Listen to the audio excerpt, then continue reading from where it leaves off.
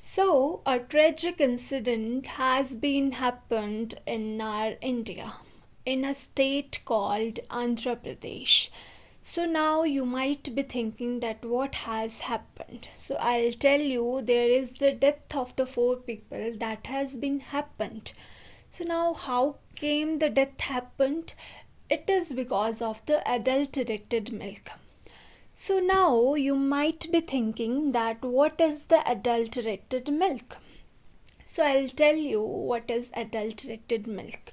So in day-to-day life, what we do, we consume the products that are actually not real, that are modified by some impurities. If I talk about the milk particularly, for example, we are getting the milk from the cow or buffaloes.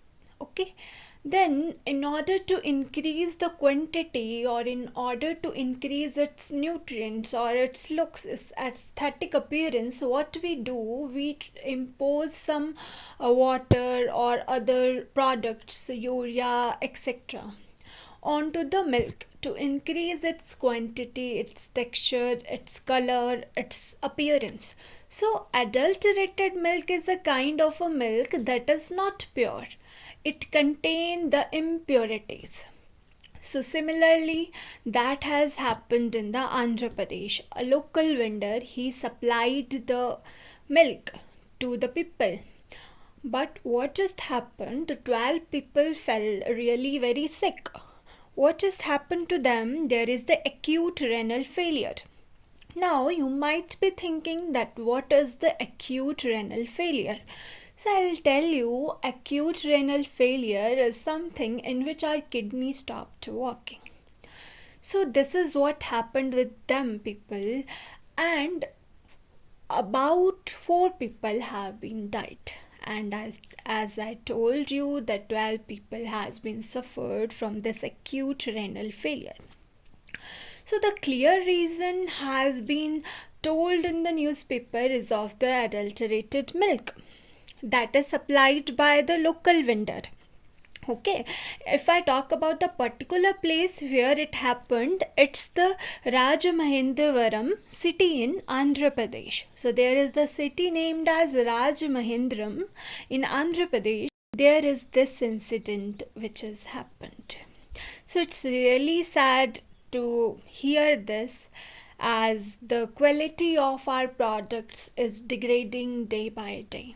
So now talking ahead, it's the death involved and the illness involved not only the young people but the elderly people, and along with that the children also, children aged below 4 also, and their condition is very critical, the doctors said. So, the East Godavari district collector, the Kirti Chekuri, said the victim consumed the milk which is supplied by the same vendor. Okay? The vendor who procured the milk from 46 dairy farmers. Now, all the 12% are from Swaroop Nagar and Chaudeshwari Nagar. Now, people in the age group of 50 to 70 and those below the 5 years are prone to anorexia.